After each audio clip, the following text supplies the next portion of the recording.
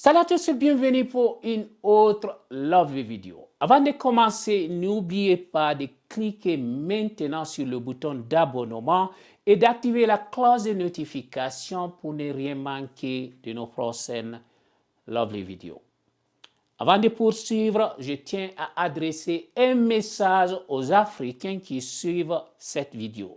N'hésitez pas à mettre cette information en mémoire, car elle pourrait s'avérer cruciale un jour.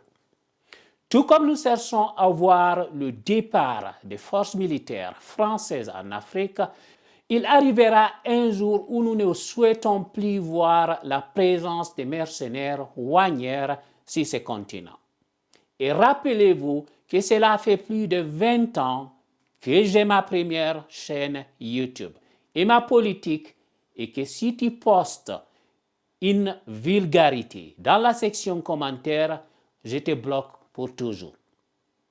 Quand je poste quelque chose critiquant la France, il y a des gens qui commentent en disant que je suis payé par la Russie. Et si je poste des vérités sur la Russie, sur Wagner, il y a des gens qui me disent « Non, tu es payé par la France ». Je ne suis payé par personne. Passons maintenant à l'une des problématiques actuelles, la présence des mercenaires de Wagner au Mali. Работаем. Температура плюс 50. Все как мы любим. ЧВК «Вагнер» проводит РПД. Делает Россию еще более великой на всех континентах. А Африку... La junte malienne a longtemps nié la présence des mercenaires de Wagner sur leur territoire, préférant mettre en avant la présence d'instructeurs russes. Mais cette information allait même à l'encontre du ministre russe des Affaires étrangères, qui avait confirmé la présence de Wagner au Mali. The head of Russia's Wagner mercenary group has appeared in Mali's capital, Bamako. Yevgeny Prigozhin posted a video online saying the presence of his group on the continent will make, quote, Africa more free. Et maintenant, avec l'arrivée récente de Prigozhin à Bamako, les mensonges des militaires au Mali sont mis à nu. Il est essentiel de rappeler que bon nombre de mercenaires Wagner sont d'anciens criminels condamnés à mort en Russie. Cette situation soulève des inquiétudes légitimes sur leur comportement sauvage envers des innocents civils en Afrique, notamment au Mali, en Centrafrique et au Burkina. De plus, il ne faut pas oublier que la Russie a été pointée du doigt pour des tendances racistes, bien que cela ne dédouane la France ou les États-Unis quand on parle du racisme.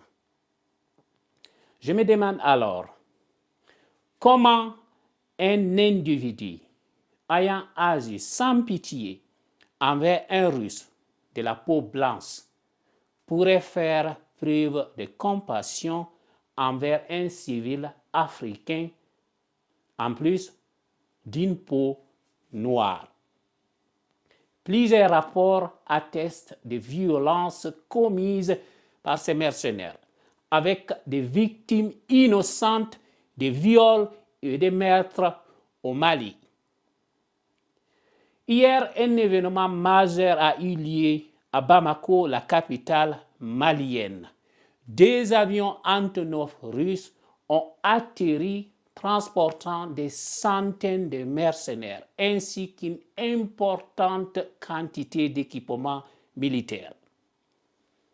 Parmi les passagers se trouvait également Prigozhin, leur big boss.